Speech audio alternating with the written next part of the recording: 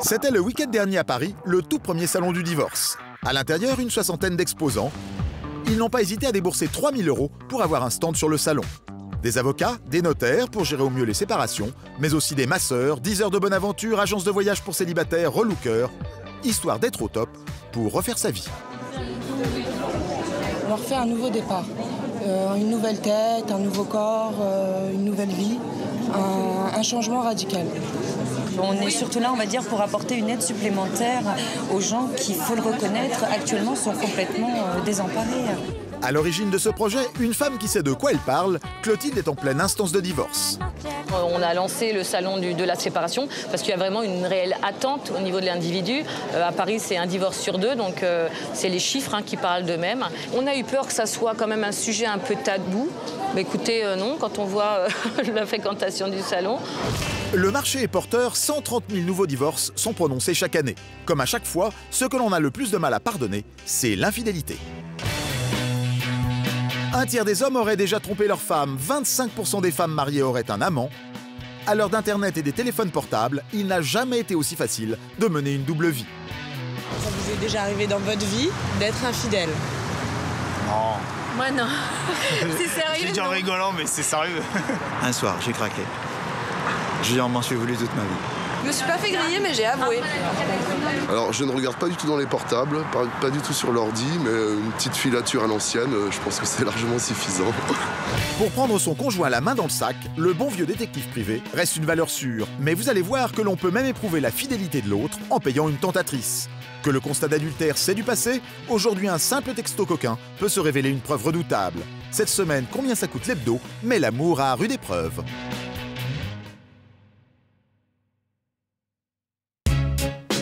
Une adresse discrète au fond d'une cour, c'est ici que se cache l'un des plus célèbres détectives parisiens. Dans la famille d'Éric, on est privé de père en fils. Et l'adultère, il en connaît un rayon, c'est 30% de son activité. Tout est en place? Aujourd'hui, il doit suivre un mari infidèle, un grand classique. Très bien, bon, j'arrive. Sa cliente, c'est la femme trompée. Elle veut obtenir un divorce pour faute. Éric est payé 85 € de l'heure. Il doit réunir des preuves pour le dossier. Alors, appareil photo, jumelles, la panoplie du parfait petit détective. Ça vous permet d'avoir cette élite jumelle qui ont d'une grande netteté, qui vous permettent à plusieurs centaines de mètres de relever un numéro de plaque d'immatriculation. Le compteur tourne, direction un hôtel de luxe de la capitale. L'époux infidèle y a réservé une chambre. Éric a déjà quelqu'un en planque depuis le matin. Ah voilà, j'ai mon agent qui est ici à droite. Ici, c'est la voiture de la personne que nous surveillons. L'histoire dure depuis plusieurs mois. Éric cherche le flagrant délit d'adultère. Attendez, ça bouge. Ça bouge. Là en face, derrière le taxi blanc. Le mari sort de l'hôtel rapidement. Apparemment, il a rendez-vous. Parfait. Éric en voiture et son agent en moto le prennent immédiatement en chasse. On va se mettre tranquillement dans un angle mort. L'homme se dirige vers le bois de Boulogne. Une petite promenade matinale? Pas vraiment. Ah, voilà, il est là-bas, regardez. Il attend quelque chose, hein, parce que, à moins qu'il ait envie de fumer sa cigarette dans le bois de Boulogne, mais... Ambiance champêtre, changement de costume. La filature doit se poursuivre à pied. Les deux détectives se fondent dans le décor. Il vient par là. Il vient vers nous? Ouais. Attends, il y a la brune là derrière. Regarde, ça serait pas elle, ça? C'est elle? Ouais, c'est elle. La demoiselle a 20 ans de moins que le monsieur. C'est la même femme qu'en juin dernier. Ils se tiennent par le bras. Un bon début. Les deux détectives ne vont pas les lâcher d'une semelle et prendre l'air de rien des photos. Des affaires de ce genre, Éric en fait une par semaine. Et ça n'est pas donné. Le prix d'un dossier en moyenne, c'est aux alentours de 2 à 3 000 € à peu près. Grâce à Éric, sa cliente pourra peut-être prétendre à un divorce pour faute et à une prestation compensatoire digne de ce nom. Mais les détectives privés ne sont pas les seuls à profiter du business de l'infidélité. Les hôtels aussi. Simplement, ils ne le crient pas sur tous les toits. Envie d'un petit extra en pleine journée, les hôteliers savent se montrer très compréhensifs. Vous avez des disponibilités dans la semaine en début d'après-midi? Oui, c'est à partir de midi jusqu'à 17 h, c'est 60 €. Pas besoin de payer la chambre plein pot. Ici, pour pratiquer le célèbre 5 à 7 avec son illégitime, c'est moitié prix. Et presque tous les hôtels le font, il n'y a qu'à demander. Bonjour. faites pas un tarif préférentiel pour seulement quelques heures, sinon on est là que de midi à 2 heures en gros. Donc on peut faire ce genre de choses, donc on peut faire un tarif à 120 € en espèces. En paiement espèce. Paiement en liquide. Est-ce par souci de discrétion ou bien l'hôtelier a-t-il une petite idée derrière la tête? Et c'est un truc qui se fait beaucoup alors de louer comme ça à l'heure Ça se fait régulièrement. Ah ouais? Oui, bien sûr. Ça peut nous arranger si vous venez dans la matinée, que vous vivez à la chambre, 14 quarts d'heure, oui, là ça peut nous arranger. Et sur des périodes où on est quasi complet.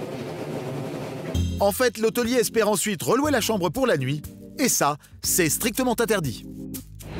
Cet homme que nous appellerons Jean-Pierre, lui, n'a pas eu besoin de faire suivre sa femme ou de faire établir un constat d'adultère. Il a découvert que son épouse le trompait en interceptant un simple texto sur son téléphone portable. C'est de plus en plus fréquent. Un soir, ma femme était en train de prendre sa douche. Le téléphone a sonné, portable, qui était sur le lit. J'ai regardé et j'ai vu inscrit bureau. Et j'ai vu un message qui visiblement ne venait pas du bureau, de quelqu'un qui disait « J'ai passé une après-midi formidable avec toi et ton corps me manque déjà ». Jean-Pierre n'est pas au bout de ses surprises. Il apprend que sa femme passe son temps sur un site de rencontre sur Internet. Alors pour en avoir le cœur net, il s'y inscrit sous un faux nom et finit par lui donner rendez-vous. J'avais toujours l'espoir de me dire que ce n'était pas elle qui allait arriver dans ce restaurant. Et en fait, quand je suis arrivé devant ce restaurant, j'ai regardé à travers la vitrine et j'ai vu assise qui m'attendait. C'était elle. Je suis parti. La fin de 10 ans de mariage. L'avocate a fait constater par huissier les SMS. Ce qui était auparavant considéré comme de la violation de la vie privée a pour une fois été accepté par le juge comme une preuve de l'adultère.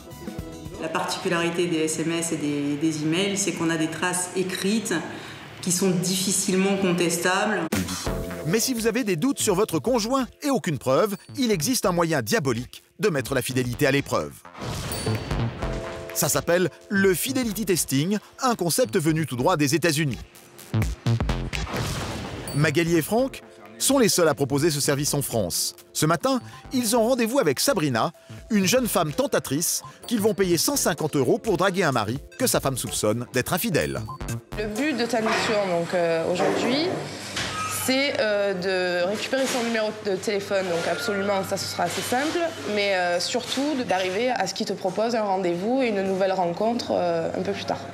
Sabrina n'a pas été choisie au hasard. C'est la cliente qui l'a sélectionnée entre plusieurs candidates. Elle serait le style de son mari. Une jeune fille d'une trentaine d'années, mat de peau, typée, brune. Donc voilà. Ce jour-là, l'opération va se dérouler dans un garage. L'homme est concessionnaire. Chaque opération est facturée entre 650 et 900 €. Caméra cachée dans un stylo, micro discret, la cliente pourra vivre la scène comme si elle y était. Quand je pars comme ça faire une mission, je reste le plus naturel possible. Je me mets vraiment dans la peau du personnage comme si vraiment j'allais acheter une voiture d'occasion. Croise les doigts. Magali et Franck ont déjà fait une quarantaine de tests de fidélité. Ils se garent à proximité du garage pour filmer l'opération de loin. J'ai pris contact avec la cible. Là, il l'a fait monter dans la voiture, à ce qu'on voit. C'est un premier rendez-vous. Pas de proposition indécente, pas de sous-entendu sexy de la part de la tentatrice. Laissez la partie financière. C'est le conjoint qui doit faire les avances. Rien de mal, il n'y a pas d'acte physique, il n'y a pas de démarche vraiment perverse. C'est tout simplement qu'est-ce qui pourrait se passer. Il paraît que le piège fonctionne 7 fois sur 10. Apparemment, aujourd'hui, ça a moyennement marché. Alors, comment ça s'est passé? Explique-nous. Ça s'est très bien passé. On a parlé comme quoi il voulait me faire essayer le véhicule avant de l'acheter. Il m'a dit comme quoi, si je voulais essayer le véhicule avec lui, faire des cas entre midi et 2, qu'on puisse aller manger un bout ensemble. Vous n'avez pas l'impression, tous là, de mettre un peu la zizanie dans un couple C'est pas de nous que vient la démarche. Hein. Alors il faut savoir que ce type de prestation n'est pas du tout reconnu ni au niveau juridique, ni dans le cadre d'une démarche de procédure de divorce. C'est tout simplement, ça fait appel à la curiosité. Là, c'est parti. C'est la cliente qui jugera de l'efficacité de la méthode. Montant de la facture tout de même, 650 € et 650 € de plus si elle souhaite pousser plus loin le plan drague. La curiosité n'est pas qu'un vilain défaut, ça peut même finir par coûter très cher.